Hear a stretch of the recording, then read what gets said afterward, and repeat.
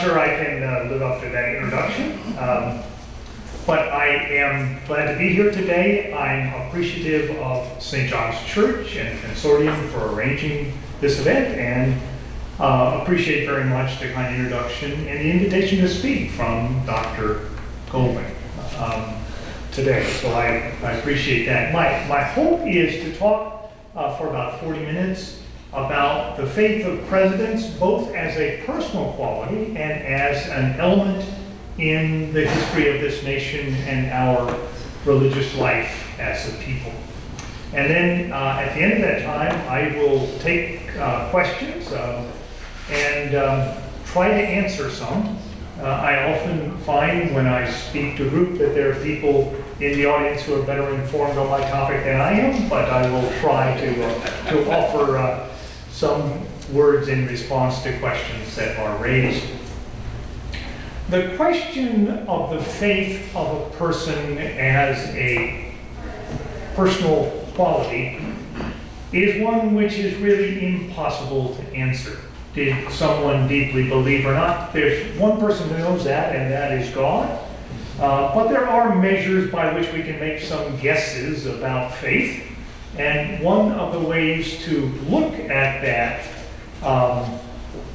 faith is one way to get some measure is to look at attendance and contributions.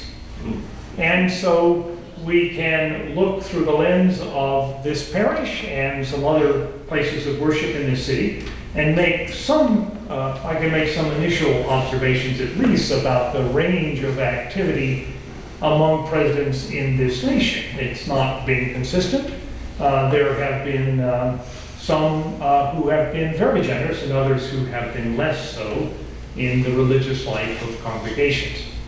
This parish was not in existence for the first presidents, first three presidents, but as we heard from Karen, this came into life in 1815 and 1816, this parish. That timing is significant, as Karen noted. In 1814, the British had burned the White House. And it didn't seem like a very smart idea to form a parish in the neighborhood of the White House until peace was secured. And so early in 1815, a peace treaty was ratified by the Senate. And the War of 1812, some people called it Mr. Madison's War, was over. And immediately a group of Episcopalians began to work on this parish. In September of that year, of 1815, the first cornerstone was laid. And then in October of 1816, the first the first service of worship was held for this congregation. As again, Karen had noted, there was a custom at that point about the support of churches, which in some ways still adheres in some congregations, some parts of the world. And that is, churches were financed like condominiums are today. You buy your apartment and then you pay a fee to use it. And in the same way, in the early 19th century, the most common way of supporting churches was to auction off the pews and then charge the people who purchased them annually a pew rent. And so the auction price helped pay for the original construction, and the rent that was paid on the pews was the ongoing budget for the life of the parish. There were plate offerings at that point, but plate offerings were usually made for specific causes, so that you would have a plate offering for a foreign mission organization, or for the Sunday school, or for a charitable organization, or for the poor of the parish. But the basic money came from the auctioning of pews. People often wonder why it is that American Christians often come into a church and sit in the back. I think there's a sort of financial modesty about that, because the pews in the front auctioned for higher prices. And so people who were of more modest means sat in the back where the pews were cheaper. There was the initial auction, I think, was in December of 1816, and the the building committee and the vestry and the new rector of the parish faced an important issue early on. And that is, what should be done about the president? Now, James Madison was raised as a member of the Church of England and then the Episcopal Church in Virginia. He had a second cousin of the same name who was just 2 years older, who actually was the first Episcopal bishop of Virginia. Bishop James Madison also was president of the College of William and Mary. And so, on one hand, people might well have expected him to be a good supporter of this new parish. But on the other hand, he has a certain track record of arguing against church support. He opposed a plan by Patrick Henry that would have taxed people in Virginia for church support and then allowed them to designate which denomination they would like the fund to go to. He opposed it. He opposed any kind of restriction that created religious liberty only for those who were Trinitarian Christians, the pattern that had been followed in England. And so the brain trust of the church made a decision suggested by then Rector William Holland Wilmer. Rather than chance having an auction in which the president made no bid for a seat in an Episcopal church at his front door, they decided that they were going to set aside a pew for his use. Now, that meant that they had fewer pews to auction off, and less money likely to come in, and so they made a further decision. Don't give him the front pew, which would get a higher price, but let's move back in the congregation a little bit. And set aside a pew for him that was more modest in cost. And the suggestion was made by the rector and agreed to by the building committee and the vestry. And so a presidential pew was set up, available for the use of the President of the United States when he chose to come, but without the indelicacy of having to ask him to bid for that pew or to pay rent upon it. And James Madison and Dolly Madison, on at least some occasions, occupied that pew. The system seemed to have worked. When the church was redesigned, a very different thing happened in 1843. Again, as we've heard in our brief tour of the church, the original pews were box pews. That was in part so you could put a whole family unit together. It was a wonderful way to capture your own children if they were worshiping with you. It also allowed people to slide around the sides as the action moved between the pulpit and the altar, so you could follow the action. But it wasn't the most efficient way of packing people in. And so in 1843, this church followed the pattern of many other churches. They took out the box pews, they put in theater-style seating. It gave them more pews to rent, and another excuse to sell them all over again because these weren't the old pews. And so they had another sale. At this point, John Tyler, another Episcopalian from Virginia, was in the White House. And he did enter in and did purchase a pew and did pay rent on it. And then when he left the White House, he left it back to the parish, now a pew for the use of the president that actually had been paid for. And so thereafter, that became the pew. There have been some renumbering and changes, but that's basically where the presidential pew is now, which was roughly where the pew had been set aside earlier. So we have in the range from James Madison to John Tyler a range of strong church support and less strong church support financially. Since the presidency of Richard Nixon, when Mr. Nixon chose to make clear to make public his tax returns, we have a pretty good idea of how it is that presidents have supported charities, because we see, with the exception of Gerald Ford and our president occupant of the White House, we've seen the tax returns for presidents. So we know, for example, that in 1975, Jimmy Carter contributed about 8% of his income, of his cash received income, to charities, and about half of that went to the Plains Baptist Church in his hometown of Plains, Georgia.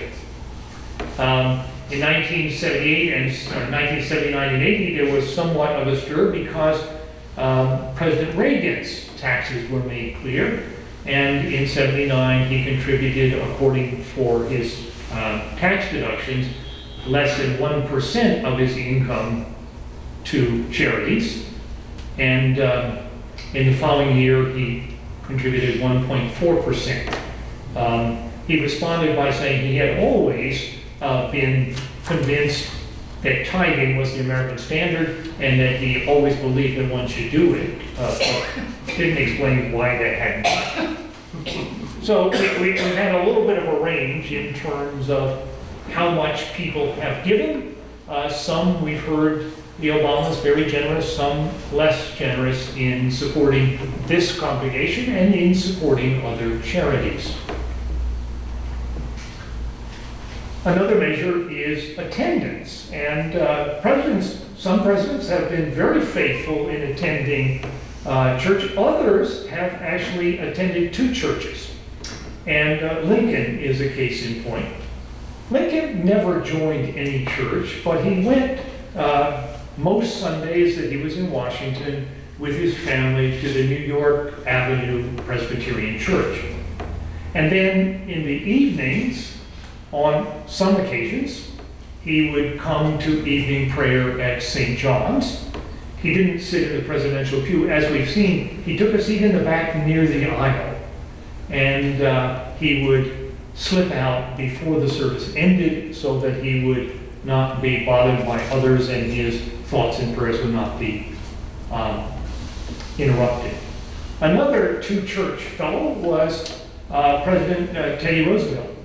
He went to St. John's early morning service on Sundays, and then went to the next service that was held at Grace Christian Reformed Church.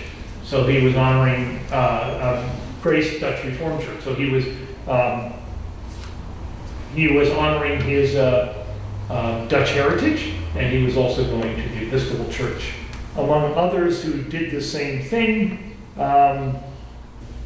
Taft went to St. John's and also went to All Souls Unitarian Church. So he sometimes went to 2 places. Woodrow Wilson went to the Central Presbyterian Church, and one occasion he went with his second wife to St. John's, of which she attended. So we've got a range of patterns. At least one president, and it was Andrew Jackson, switched churches while in the White House. He was given to getting in scuffles with people, and when he discovered that the rector of the Second Presbyterian Church which he attended, Mr. Campbell, was criticizing the marital behavior of one of his cabinet members, he denounced Mr. Campbell and started going to St. John's. So he, having been in a fight with one clergyman, he sought another place where he thought he might be better received. Most American churches, with the exception of the Anabaptist churches, the Mennonites and the Amish and other plain people, have some history, somewhere in their history, a close relationship of church and state, and are not basically opposed to the idea of church close relationship with the nation of which they're a part. The Roman Catholic Church had centuries of relationship to monarchies in Europe. The Episcopal Church is, of course, descended from the established church in England. The Presbyterian Church has ties with the established church in Scotland. Those of the Reformed tradition can look to the Dutch Reform and to the Swiss Reformed churches. Lutherans can look to Scandinavia and certain territories in Germany. Methodists and Baptists were strong in their support of the American Revolution. So in general, churches are open to some kind of political connection, but there is an important exception. In general, members of denominations do not like to be encouraged by their president and their Congress to fight against their own co-religionists. German Lutherans were not enthusiastic about the First World War. Russian Orthodox Christians were not enthusiastic about the Cold War. In fact, in order to avoid embarrassment, they changed their name to the Orthodox Church in America. And of all the churches in America, the one that was most opposed to the patriotic cause in the American Revolution, it was the Episcopal Church.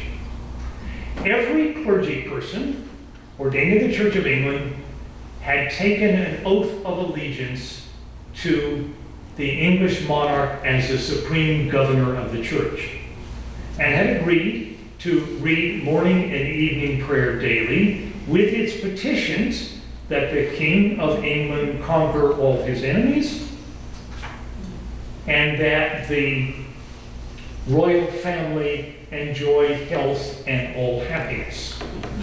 Now that made it a little uncomfortable for Episcopal clergy during the American Revolution. The clergy outside of Virginia and Maryland overwhelmingly supported the British. In some cases became British Army chaplains. In one case became map makers for the British. A map maker in order to show how to get behind American positions.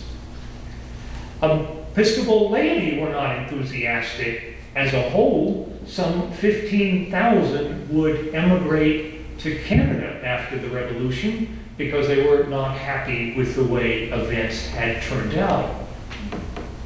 The exception to that general rule of opposition to the American Revolution was in Virginia and Maryland, which had the oldest established churches among Anglicans. They were more likely to have local men trained for their ministry, locally educated people, and they had an almost a more than 100-year tradition of being told by local governors and legislators what it was the church wanted them to do. So in those cases, the legislature simply said to all the clergy, stop praying for the king. And a good percentage of the clergy in Virginia and Maryland did that. Now, it is interesting, I think, that in general, American Christians would much rather fight with themselves than with someone else. The Methodists are the most recent ones to demonstrate that in the past year. But this early colonial difference of experience contributed indirectly to a fight in the Episcopal Church, a division which lasted more than 100 years. And it was a division between those people who looked back at the colonial experience and said, it's always a bad idea to get mixed up in government. Look what happened to us when we supported the king. We should make it a rule of thumb never to talk again with government. Just leave that aside. And those who felt it didn't come out all that badly. We won the revolution. We were supportive of that. We prayed with our people. And that division became particularly pointed in 1811 when a bright young man by the name of John Henry Hobart became Bishop of New York. Hobart had a lot of resources. He was not only bishop, but as many bishops at that point were, he had another job. He was rector of Trinity Church on Wall Street. That church owns a lot to this day of very choice real estate in New York. And it was smart enough to rent it rather than sell it. And I believe it is the richest church in the United States. Hobart was able to use funds from that parish for the Missionary Society, the Episcopal Church in New York, and was able to make New York the fastest growing and the largest Episcopal diocese in the church in short order. And young people from all over the United States who were interested in ordination or had been recently ordained showed up in New York and began to ask for the possibility of serving in that diocese, which had churches and resources and was filled with a sense of life and growth. In many cases, Hobart obliged those who came, but he first had some test questions. One of them was, do you think that clergy should be involved in politics? Or do you think, on the contrary, do you think clergy shouldn't even vote and that we ought to keep the government at arm's length? If you answered the second, he had a job for you in the diocese. If you answered in the first, he adopted a strategy of saying, I know of a church in Washington that is looking for somebody. And he inadvertently led to the creation of the second church party, the High Church Party, an evangelical party centered in many ways in Washington and the surrounding area, in which people had entirely different ideas about the way in which this church and the state ought to relate. The leader early on of that party was William Holland Wilmer, who was the rector, the first rector of St. John's. He also was a very busy man. At the same time, he was rector of St. Paul's Church in Alexandria. He was the head of a missionary society. He was the editor of a theological magazine. He was president of the standing committee of the Diocese of Virginia. He was the first professor at the Virginia Theological Seminary. He was the president of the House of Deputies of the General Convention of the Episcopal Church. I pondered how in the world anybody could do so much. I understand why he died as a young man. But the only thing I've been able to find is that early observers said he had a very fast horse.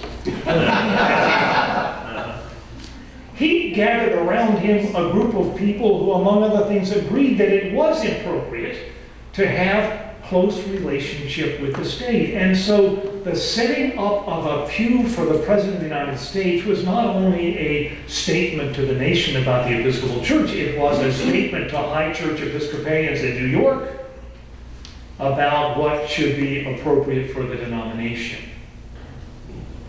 The fight continued until World War I, when finally Episcopalians got to fight on the same side as the British.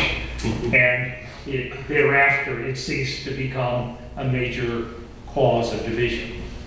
But the decision here to set up a pew for Madison was a decision that made it possible, I think, for the position of the new young evangelical party in the Episcopal Church to begin to suggest another pattern outside that of New York in terms of the way in which the church should relate to the state around it. Now, one of the things that Wilmer and others were interested in, I think,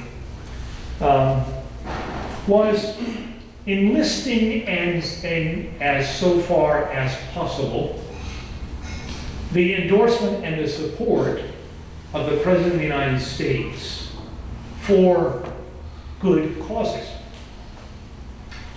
Because if you've signed up the President for something, that is attractive to at least a portion of the electorate, the ones who put that President in the White House, and it becomes a way to attract other people as well. So from very early on, from the beginning, there were attempts to bring Madison and his successors into various roles in charitable organizations. Wilmer and many of those who were close to him were supporters of an organization which was known as the American Colonization Society. The leadership came largely from Presbyterians and Episcopalians. It was the only organization opposed to slavery that got any traction before the Civil War in the American South. And it championed an approach which was not original to it, but had been made by other people as well. And the approach was to encourage the liberation of enslaved persons and their return to Africa. The British had done that with those African Americans who sided with them in the American Revolution. They had taken them with them when they withdrew at the end of the American Revolution and resettled a large population in Nova Scotia. When that proved an inhospitable climate for a population that came in large numbers from South Carolina, they tried a later proposal and created the colony of Sierra Leone. An African American sea captain by the name of Paul Cuffey made the same proposal for the United States about 1812. And later people responded to that. And so for a time, there was a lively proposal: if you bring liberation to someone, we will arrange for repatriation in Africa, in the new colony of Liberia. James Madison and his successor, President Monroe, were both supporters of that effort, and Madison was the longtime president of the Colonization Society. Now, you probably know that by the 1830s, this proposal seemed largely untenable. As is the case with the dreamers today, the idea of repatriation begins to become less and less attractive with the passage of time. Congress ended the importation of new enslaved persons from abroad in 1808. And so with the passage of every year, any kind of memory of life in Africa became more and more remote, and African Americans and others began to speak out against that organization by the 1830s. Objecting to the whole idea. Why not give us territory in Ohio or some other place in the United States? Why should we return to a land which we no longer have any memory of or any connection to? But again, it was an example of a president of the United States who was enlisted to support a moral cause which had significant support from American Christian denominations. A later example happened at the end of the same century. There was a Methodist minister in Chicago by the name of John Lee. And in the 1890s, as there was a great deal of interest in world religions in Chicago, the site of a World's Fair and the site of a parliament of religions with representatives from various groups, John Lee learned about the plight of Protestants in South America. There were still on the books in many South American nations laws which made it a capital offense to leave the Roman Catholic Church and enter a Protestant church. John Lee thought that that was not a particularly good situation for the expanding Methodist Church in Latin America and for other groups. And so John Lee began, he was a magnificent letter writer and note taker. He later published a volume, which is just basically the letters he wrote to people. Among those whom he targeted was President William McKinley, who became a supporter of the effort and then more widely became a supporter of Protestant missions overseas. In 1900, when the Third World Protestant conference on missions took place in New York City, McKinley presided at the opening session. Interestingly, two others were there as well, who were part of that gathering. Future President Theodore Roosevelt was a participant, and former President Benjamin Harrison was a participant as well. So the effort to enlist the support of the church, of the president for religious causes, that we still have seen today is a long-standing pattern in American Christianity. It's not always successful. One notable failure was the supporters of Prohibition never could find either a Democrat or a Republican who was sufficiently supportive of total prohibition that they were willing to throw their support. So beginning in the 1870s, the Prohibition Party came up with its own candidate for president, ran in every election, never attracted many votes, and finally the leaders of Prohibition, led by the Methodist Church, were able to have success in 1920 with the passage of the 18th Amendment, and for a time, the end to drinking in the United States, with only tepid support from Woodrow Wilson, even though he was a good Presbyterian preacher's kid who had been raised in a rectory at a time in which many Presbyterians were supportive of that effort. So there are some efforts which are failures. Of course, on almost any moral issue, churches are themselves divided, and you will find disagreements among which cause it is that one should try to induce the president to support. Presidents were also used as models of piety in America by a number of authors. One of the first two priests of the Episcopal Church ordained after the American Revolution was a man named Mason Locke Weems.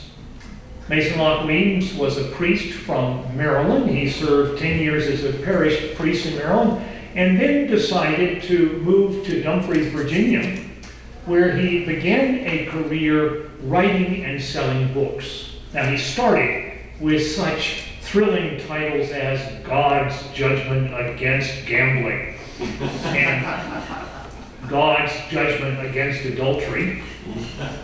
And they didn't turn out to be bestsellers.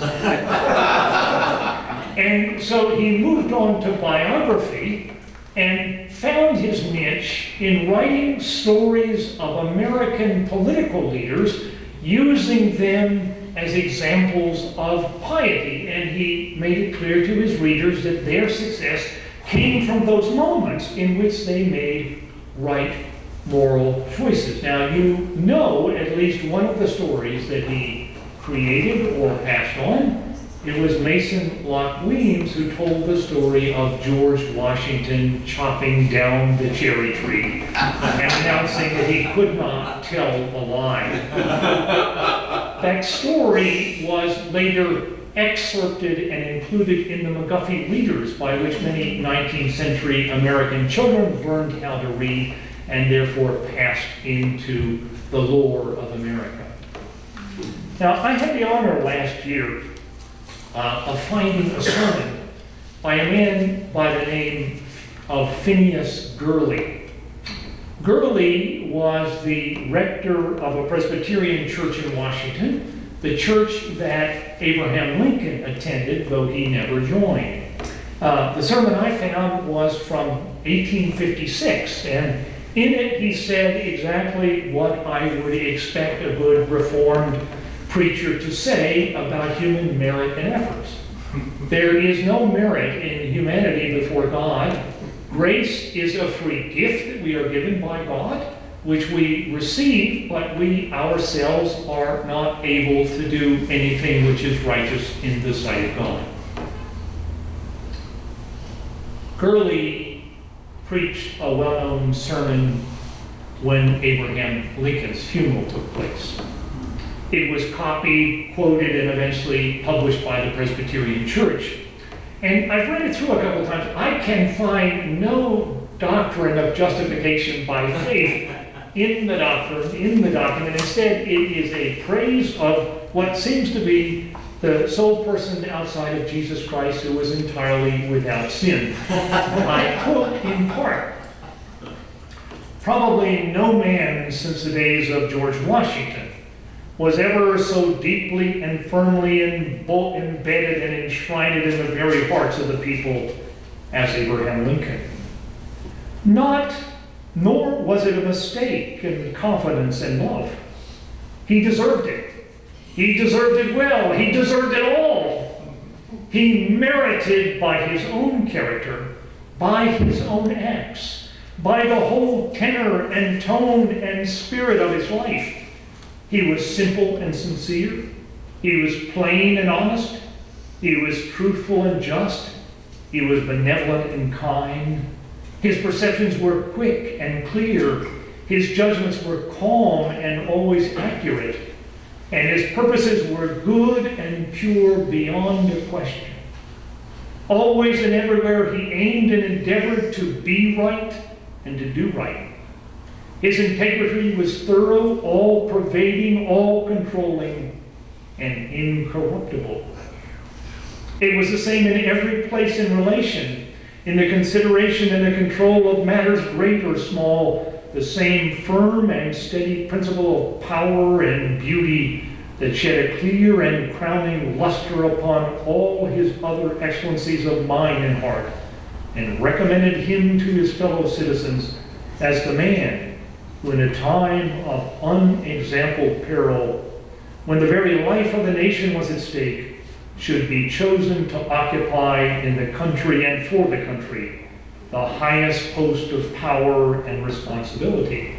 And it continues in that strain for page after page. The habit of Mason Long Weems of turning to George Washington to find in him all virtue and all truth has been repeated by later biographers of other presidents who have held up for us and who are held up for us as models of virtue.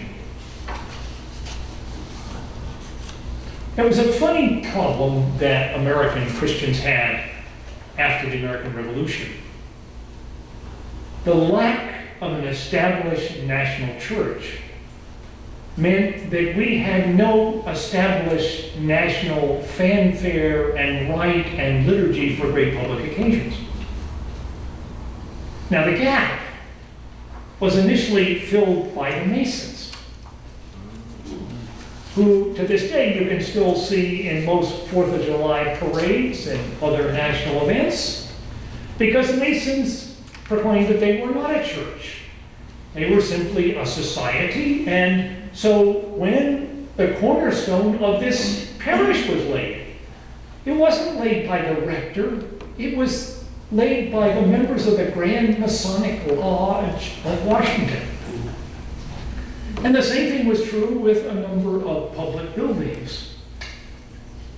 Protestants began to notice this, and they tried a number of strategies to imitate it. One of them was to become Masons themselves. And so if you look around, Episcopalians and Methodists were particularly strong in this regard. Often church leaders could appear in public in another guise, not as religious leaders, but simply as Masons here for this public event. But by the 20th century, I think, Christians had gotten more adept at somehow offering themselves to be the presiders over great public occasions.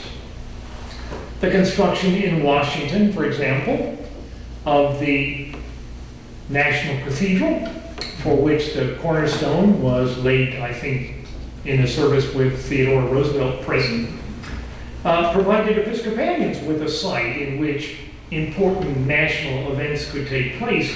Indeed, they buried Woodrow Wilson there twice. First, when he died, he was buried in the Bethlehem Chapel. Then, when a little more of the cathedral was built, he was moved and buried again, this time by his grandson, Francis Sayre, who was the dean of the National Cathedral. Other churches thought other ways about offering public support for public rights in the nation.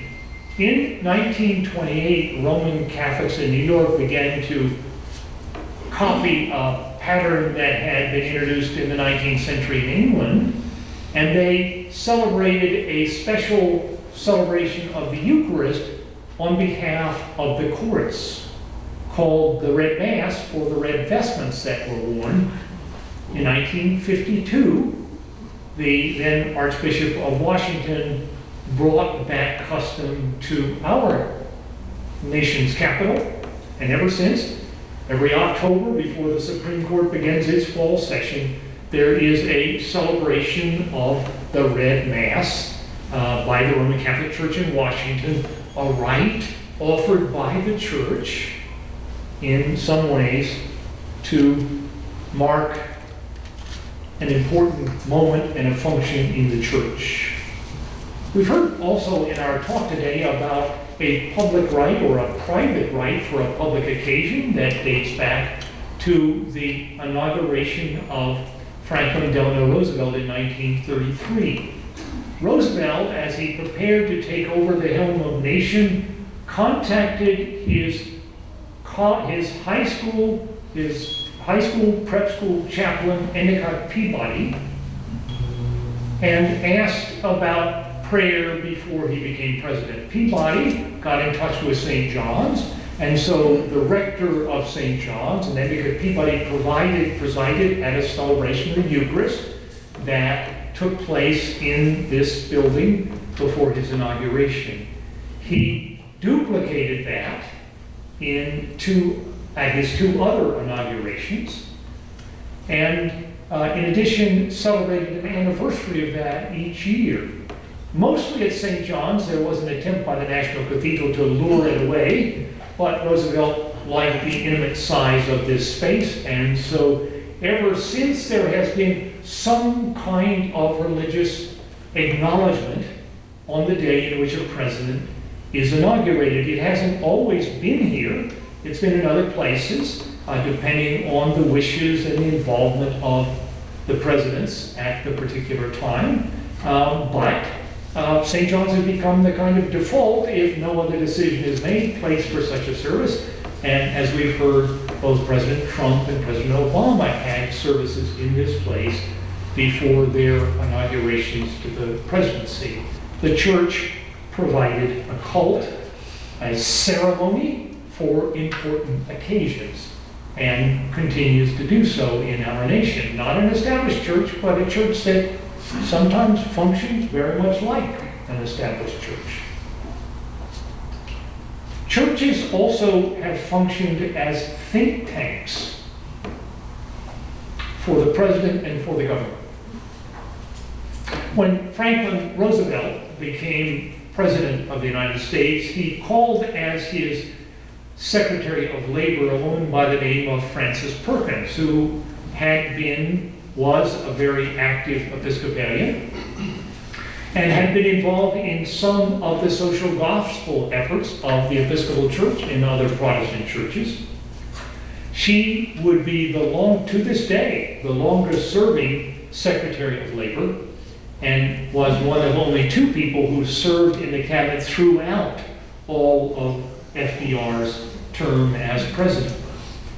One way to interpret what she did was to say that she took those social action ideas that had come out of the Baptist Church and the Episcopal Church and the Methodist Church and other churches involved in social action and helped Roosevelt to interpret them into national policy. The church had a role in instructing and offering advice to the president. During the term of Harry Truman, one of the difficult decisions that he made was to determine the future of the segregation policy that his predecessor Woodrow Wilson had instituted.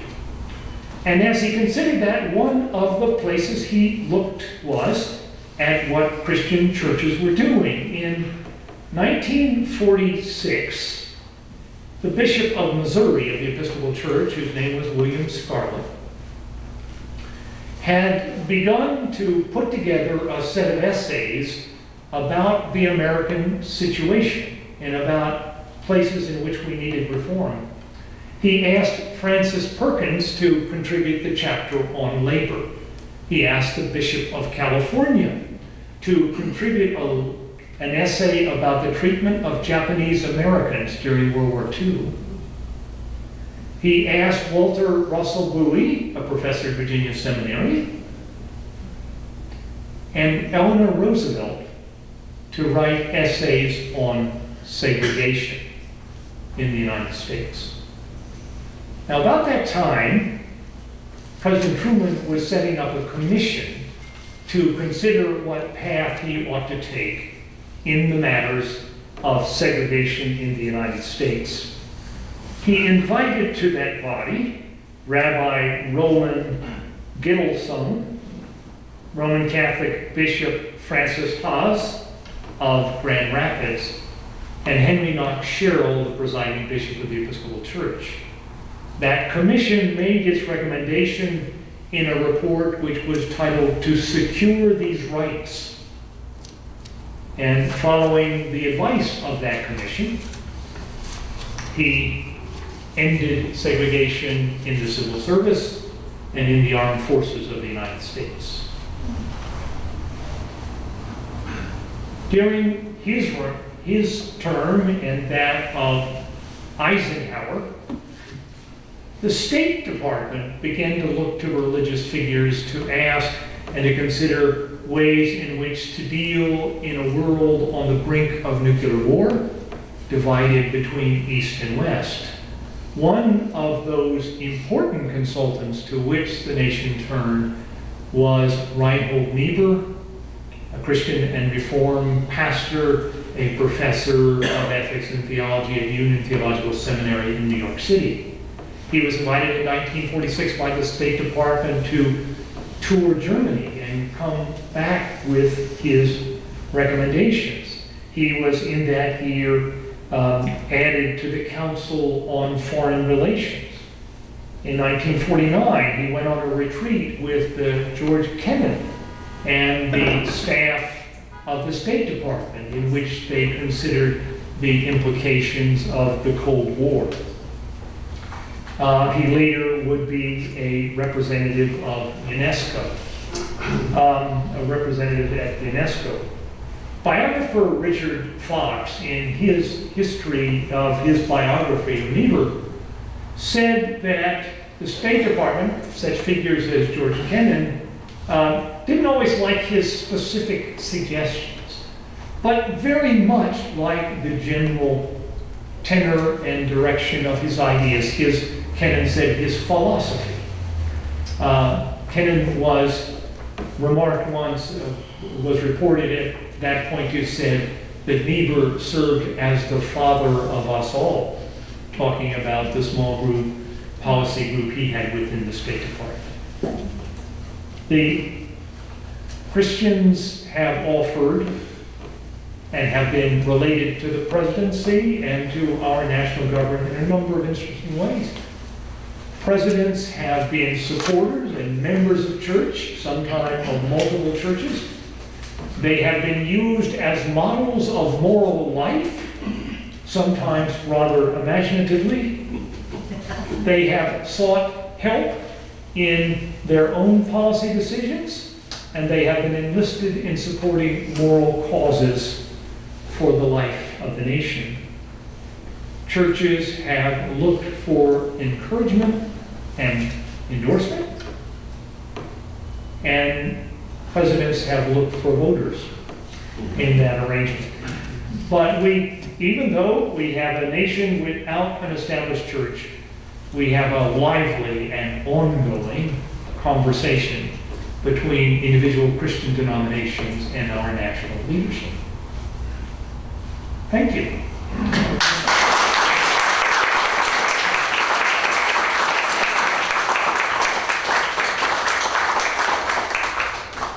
And I am willing to entertain questions, corrections, additions, testimonials. Yes? By way of an addition, I was involved with Trinity Church in New York, and it owns 8 blocks of Wall Street. And as I recall, they started the Columbia University. That was the origin of that, and a major hospital. And the rent that they pay for eternity to the British Crown is 1 acorn a year. They have had some very good financial people. So often churches have property and they sell it outright, and Trinity Church had the wisdom to rent that property, and it has their most recent event is that they have entered a arrangement by which they have acquired an interest, if you will, in a theological seminary in Berkeley, California. Yes? So I have a question. What kind of the attitude of the current Christian church in general, or our Episcopal church that holds, toward to the Freemasonry or to the Masons? Okay. The Mason question is kind of an interesting one. Masons were, in the 18th and 19th century, quite often, they quite often subscribed to basically to deist ideas about God, and were quite often unfriendly, particularly the Roman Catholic Church. And so there are various scuffles which go on over time between the Roman Catholic Church and Masons, and there were even points in which it was alleged that Masons were behind armed rebellions against Roman Catholic government. So Roman Catholics, as recently as Pope Benedict, have declared statements, that Roman Catholic clergy should not be involved with this group. I don't think Masonry is quite the force in America that it once was, but in the 19th century it was a lively organization, and the Bishop of Ohio became a Mason and became a leader in the nation.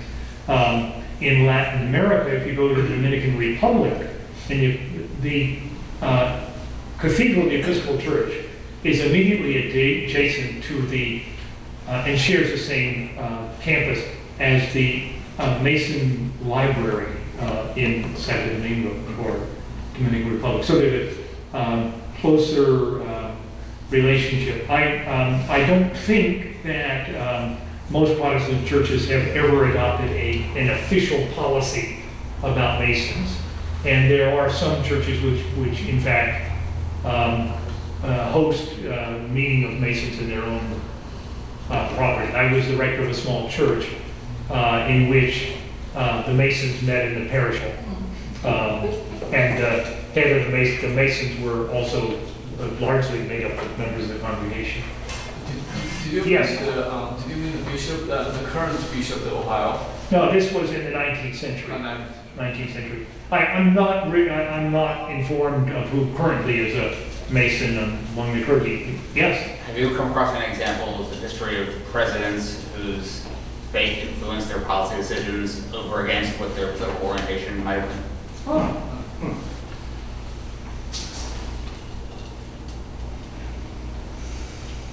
Well, I was always interested in. Do you remember how Jimmy Carter got to be the head, emerged as a candidate when he ran for president? We were engaged then in a national debate about abortion, which we returned to at regular intervals in our life. And he went to Iowa, and in the Iowa primary, he said, I personally believe that abortion is wrong, and I would never counsel someone to have an abortion. But there's a certain tradition of non-interference of the state in the Baptist tradition, and I don't think the state should decide that for individual people. They have to make up their own mind. And that distinguished him among some other people. He was trying to state a tenet that Baptists sometimes have tried to adopt. I guess you would have to be more of a mind reader than I am to know if somebody was starting toward A and then their faith brought them to B. It's an excellent question, which I am incapable of answering. John? Before President Lincoln came to Washington, Did he join a church as a younger man? Was he ever a member of a church in Illinois? I believe he was never a member of a church in his life. He attended church, but never gave his allegiance to one particular congregation or denomination. Was he baptized though? Ah, I thought his parents baptized him at a Presbyterian church in, or whatever it been, Illinois, right? Yeah, Springfield. In Springfield. so he may have been baptized as a child, but of course, Yeah, but I- and the Presbyterian church at that point, our membership would be dependent on attesting to a conversion experience. Yeah, he probably 12, 14 or something. Yeah, which apparently he hadn't done, so he never was a full member of the church. I think that's right. Yes. Bob, a historical question and what's going on now question. I was told growing up that Dr. Edward Pruden at First Baptist Church preached to Harry Truman, I think publicly, do not recognize the Vatican as a state. Do not send an ambassador, when that was a pending question. Do you know if that's true? And I'll ask you the second one. I'm told there's a movement sweeping parishes to remove the American flag from Episcopal parishes today. Is that true? Okay, well, I can't answer the first one, but I can tell you a similar kind of thing, and that is that when Goldwater ran for president, his Episcopal congregation sent a letter to Episcopal congregations throughout the United States telling people not to vote for telling people to vote for him because he was a good Episcopalian. When Kennedy ran for president, there were a number of, I don't think denomination-wise, but there were a number of pulpits in which people told their parishioners not to vote for Roman Catholic.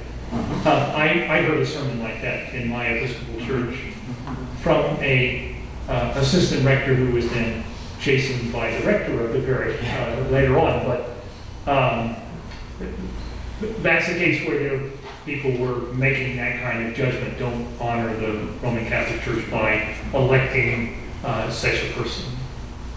The removal of the flag. About the removal of flag, the flags in the Episcopal Church is funny. As I said, Episcopalians couldn't agree on support of the nation in war until World War I, when suddenly had this wonderful war for Episcopalians because we got to fight on the same side as the British.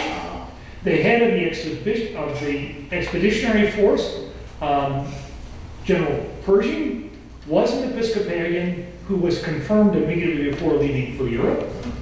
The head of the chaplain corps was John Henry Brent, who was an Episcopal bishop. And so it looked, from our point of view, wonderful. And Episcopalians produced a hymnal that had a whole set of national hymns. We hadn't even been sure before whether we could pray for the 4th of July because people were still upset over the American Revolution, but suddenly there was a response. And at that point, I believe that's the point when American flags began to show up in Episcopal churches. So you come to a church, there would be an Episcopal flag, which is a 20th century creation, and an American flag when you came in. They began to disappear during the war in Vietnam, when the Episcopal Church was deeply divided over that. And so certainly in the Washington area, Episcopal churches not near military bases removed their flags in the 1960s and early 70s. And they did all the sneaky things that clergy do, which is, we're simply taking them out to get them clean, or during the season of Lent, we want a simpler, I forgot to put them back in,